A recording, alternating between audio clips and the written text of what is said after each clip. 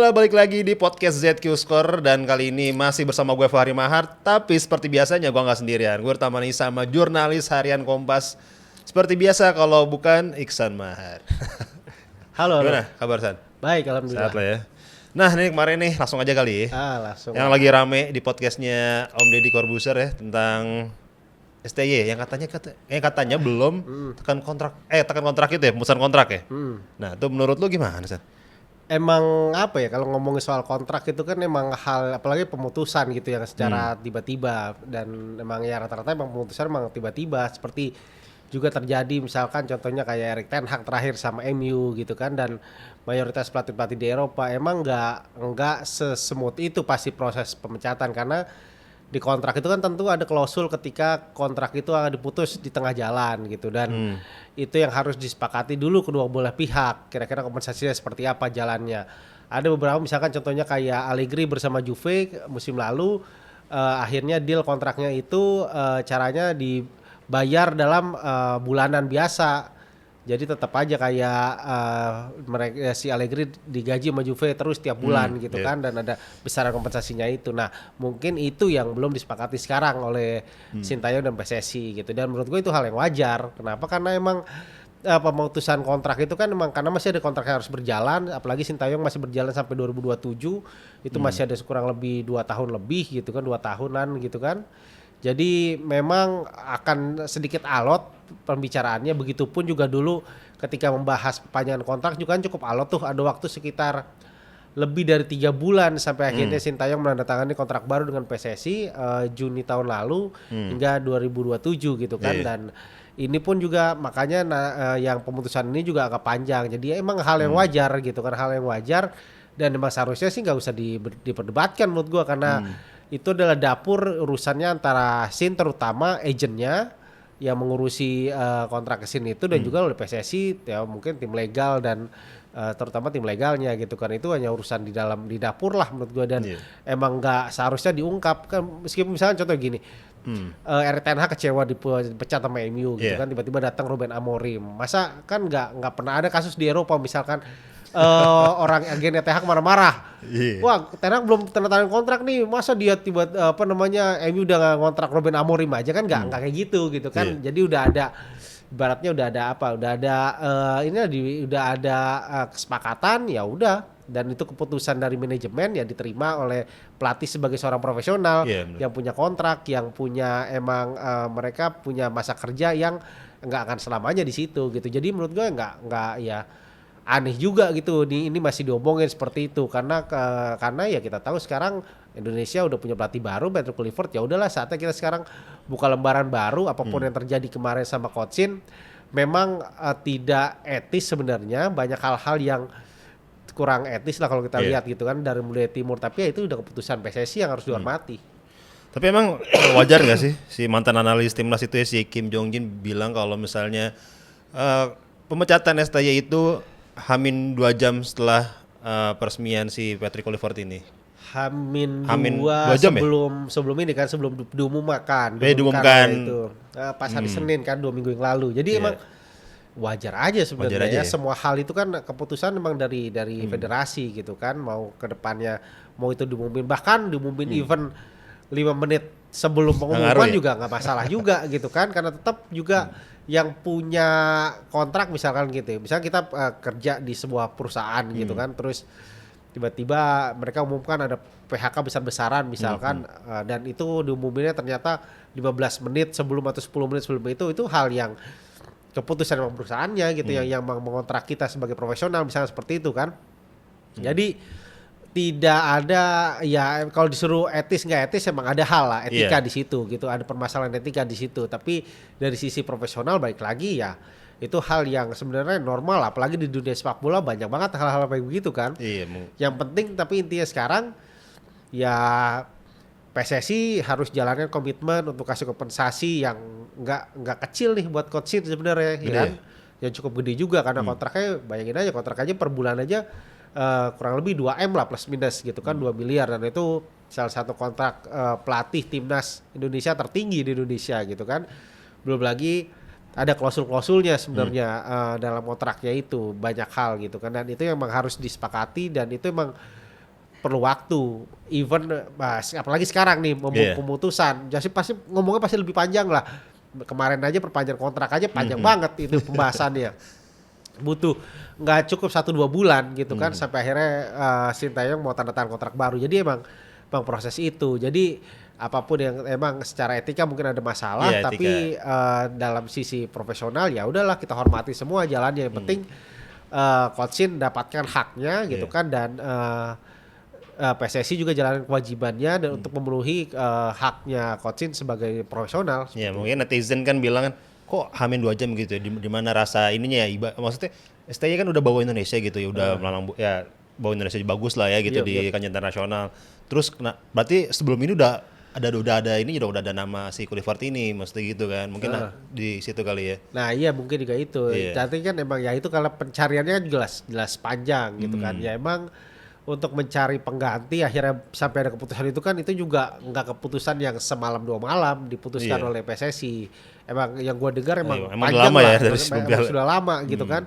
Bahkan opsi untuk mencari pelatih di Eropa pun itu jadi plan B, opsi B ketika kalau nanti misalkan di tahun 2024 lalu, awal 2024 lalu kalau Coach Shin gagal penuhi target lolos fase gugur Piala Asia misalkan, atau lolos ke semifinal Piala Asia U23 di April 2024 lalu. Jadi udah ada opsi pelatih Eropa itu.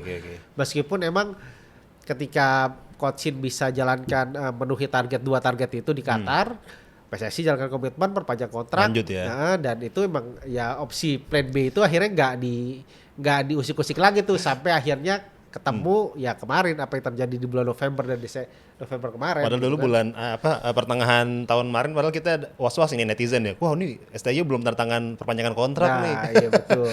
Ternyata sekarang di akhir tahun ya kemarin ya. Akhir tahun tiba-tiba diputus kontrak, emang rada-rada gimana ya? November lah, Januari ini gitu kan, di awal 2025 ini. Jadi emang ya itu balik gitu langsung. Betul itulah dunia sepak gitu bola, ya? dunia profesional gitu kan, dan semuanya pun bisa terjadi. Oke, nah ini sekarang kalau kemarin sebelumnya si JJ yang ngomong ya. Terus sekarang ada mantan tim analis timnas juga nih si Kim Jong Jin. Nah kira-kira ini ke depan bakalan banyak lagi gak sih nih yang ngomong-ngomong kayak begini lagi nih tentang STY, tentang pemecatan STY? Gue juga sih masih banyak lagi yang ini digoreng terus akan ya? bergulir terus sampai bulan Maret nanti lah. Sampai nanti Kluivert akhirnya sampai di game pertama gitu kan.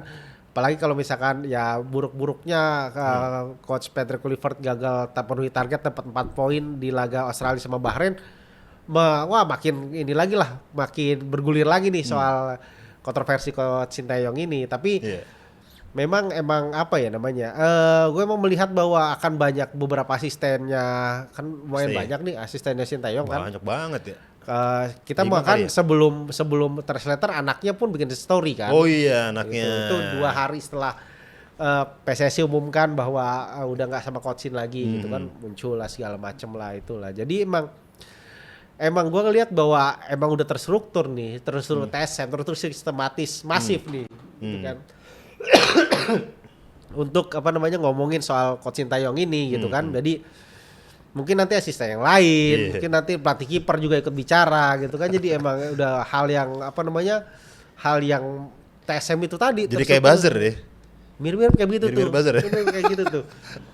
Bahkan gue denger emang jadi sempat pas November kemarin gue ngobrol tuh sama temen di Korea, wartawan di Korea, salah satu inilah kantor berita di Korea, dan emang dia ngikutin Sintayong udah dari lama, dari masih ngelatih di timnas U23-nya Korea di Olimpiade London. Olimpiade London 2016. Terus sampai Piala Dunia 2018. Dan gue nanya gini aja, simple.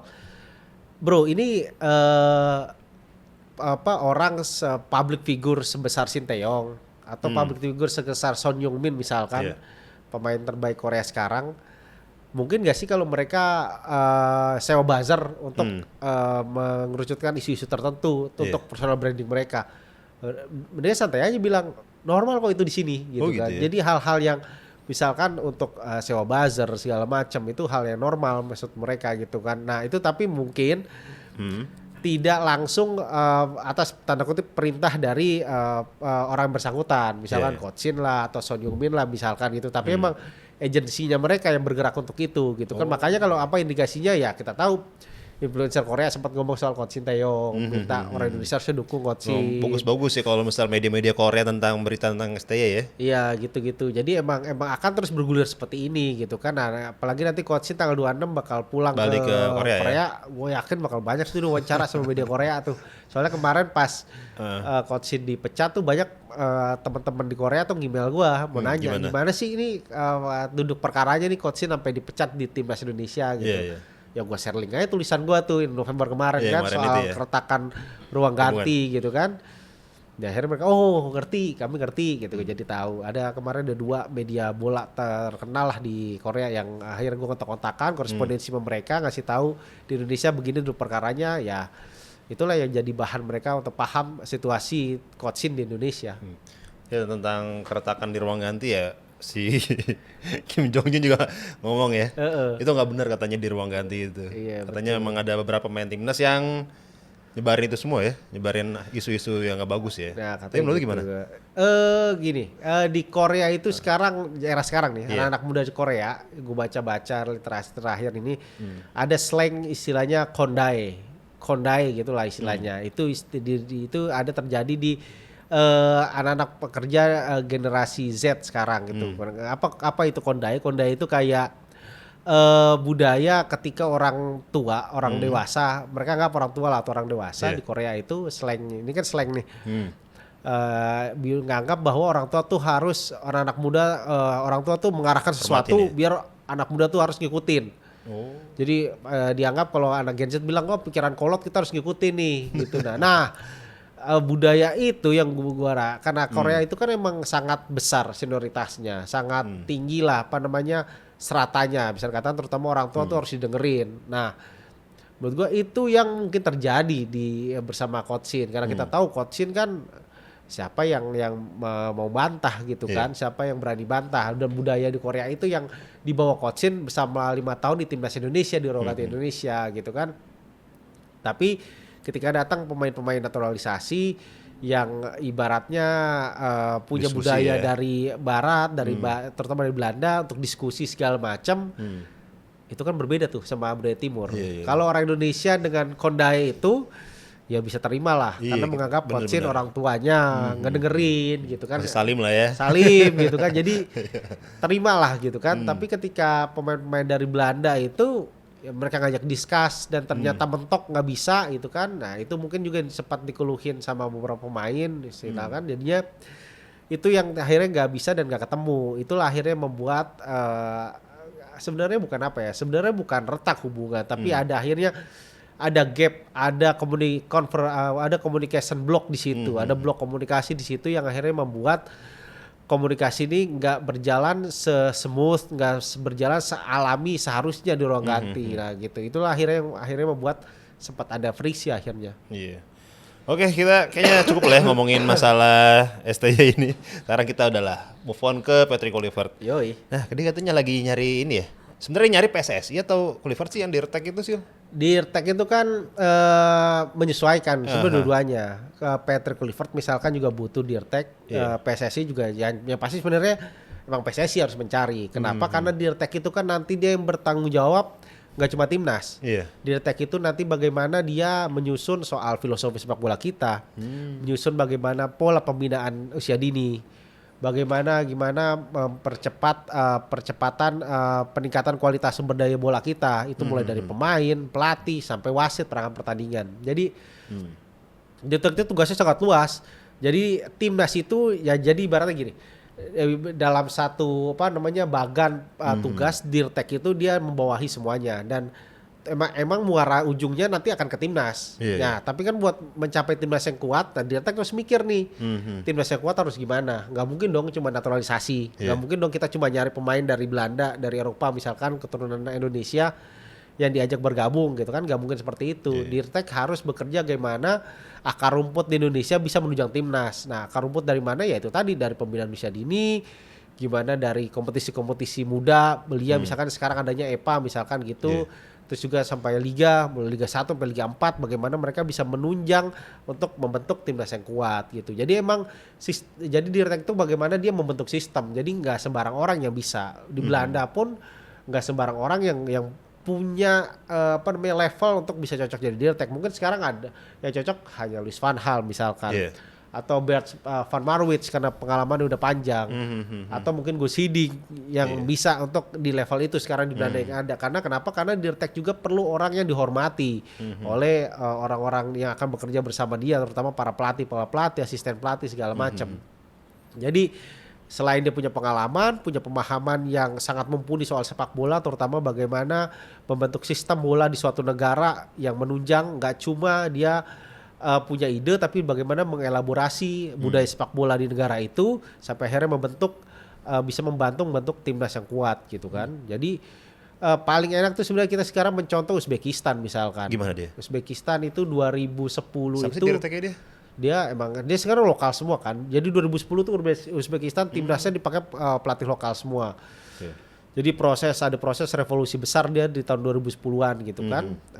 Timnasnya pelatih lokal, semuanya sebelumnya kan dia maksudnya di coaching sama Rusia kan. Oh iya. Terus 2010 mereka rubah pelatih lokalnya diperbanyak, dikasih lisensi latihan UEFA AFC segala macam gitu kan. Terus mereka rubah kompetisi usia dini, mereka rubah bagaimana klub harus punya tim-tim muda, dan itu klub yang ngurusin muda, nggak cuma nyambut dari SSB misalnya seperti itu. Jadi hasilnya sekarang timnas Uzbekistan bagus banget ya. Salah satu calon kuat buat lolos ke Piala Dunia gitu kan. Terus sekarang udah rutin lolos Piala Asia sejak 2010. Bahkan sekarang ada pemainnya Abdul Qadir Khusanev udah main di Manchester City, jadi pemain Uzbek pertama yang bakal main di Liga Inggris gitu kan, Premier League. Ini prestasi yang besar buat Uzbekistan, dan itu patut dicontoh oleh negara-negara Asia lain termasuk Indonesia. Nah, tapi kayaknya kalau Dirtek Indonesia tuh dari lokal agak susah kayaknya ya. Bagaimana? Agak susah dalam artian orang kita belum ada yang paham kerja Dirtek sebenarnya. Dirtek seperti apa yang bekerja seharusnya gitu ya. Yang seharusnya karena kan belum ada pengalaman kali kita ya. Betul, karena sejauh ini tahu Dirtek tuh ngurusin timnas, bantu milih pemain gitu-gitu. Enggak seperti itu, justru Dirtek tuh membuat sistem untuk menunjang dari sistem di akar rumput sampai liga, bagaimana akhirnya mereka ujung-ujungnya bermuara bikin timnas yang kuat gitu kan. Nah, perlulah ada transfer knowledge di sini. Jadi menurut gue ya idealnya emang dari Eropa salah satunya, atau bahkan dari Jepang misalkan yang sudah lebih pengalaman gitu kan. Apalagi Pak Erik punya kerjasama juga dengan JFA gitu kan, Federasi Sepak Bola Jepang. Oh, emang Jepang kenapa emang? Jepang kan juga emang udah mengenali itu Dirtek itu kan. Nah itu jadi banyak orang-orang Jepang yang paham lah, ibaratnya kerja membantu sistem bola akhirnya itu membuat timnas yang kuat dari membangkitkan grassroots, pembinaan usia dini, kompetisi usia dini sampai liga profesional yang kuat. Tapi untuk nama belum ada ya kira-kira ya Dirtek? Nama belum lah. Nanti akhirnya belum ada bocoran ya? Belum ada lah bocoran karena masih proses pencarian juga sekarang kan. Yes, ya. Kalau udah ketemu pun masih harus ngomongin lagi soal kontraknya gimana segala macam, tanggung jawabnya dia seperti apa, sampai juga nanti job desk-nya dia seperti apa gitu kan. Nah, oke, dari Dirtek kita ke asisten pelatihnya Patrick Kluivert. Dari Erick Thohir udah ngasih 10 nama. Lagi mencari 10 nama. Lagi mencari sekarang. Bukan udah ya, belum ya? Belum, masih cari. Nanti bakalan 2 yang pilih ya? Iya, 2 nanti yang pilih lokal ya. Coach Patrick Kluivert lah. Iya, nanti dia yang milih sendiri. Siapa kira-kira cocok sama dia kerjanya ya gitu ya. Kalau sebelumnya Novarianto, STI sama siapa lagi sih? Lokalnya Nova doang sendiri ya? Nova doang. Nanti kalau murni lokal. Nah, kalau menurut lo nih, kira-kira yang cocok dampingin Patrick Kluivert di timnas? Kalau sekarang ngelihat di Liga 1 kan tinggal Coach Imran Humaruri kan di Maluku United yang pelatih lokal statusnya sampai yang langgeng lah sampai putaran kedua ini. Ada Coach Emral Ambus di PSBS Biak, tapi itu Emral Ambus yang pernah udah senior lah, itu sempat dulu Bayangkara ya kan. Karena ada lisensi. Iya, lisensinya karena udah pakai terus ya. Sewaan, pelatih sewaan terus dia. Gitu. Jadi ada Coach Imran yang punya potensi besar, tapi kalau gue melihat memang bagusnya nih pelatih-pelatih yang muda lah, yang harusnya mulai. Coach Imran mungkin bisa jadi salah satu kandidat untuk jadi salah satu asisten lokalnya Coach Patrick buat transfer knowledge gitu kan. Tapi masalahnya Malut mau nggak dilepas gitu kan, karena lagi bagus sekarang mereka. Ya kan? Di luar itu di Liga 2 banyak tuh ada nama-nama yang punya potensi besar kayak Adi Suhendra di Adi Aksa misalkan, ada juga Zulkifli Syukur. Adi Suhendra tuh Persikota pernah ya? Iya nggak sih? Dulu kan ya sebelumnya ya. Terus ada juga Zulkifli Syukur di Persela Lamongan, Wah, dulu sempat Zulkifli di ya. PON Sulteng gitu kan. Jadi banyak pelatih-pelatih muda juga yang potensial. Atau misalkan di Liga 4 bahkan sekarang ada Ahmad Bustomi yang lagi mulai meniti karir gitu kan. Persema ya. Bersama Persema Malang di Liga 4 dan prestasinya lumayan cukup baik gitu kan. Sekarang juga Persema masih ongoing terus dia di Liga 4 Jawa Timur. Jadi banyak pelatih lokal yang memang sebenarnya masih muda dan punya potensi, dan menurut gua saatnya lah pelatih-pelatih muda itu yang didorong untuk melakukan dapat transfer knowledge lah dari Patrick, dari Deddy Lenzat, dari Alex Pastoor yang emang punya pengalaman luar biasa dalam melatih di Belanda.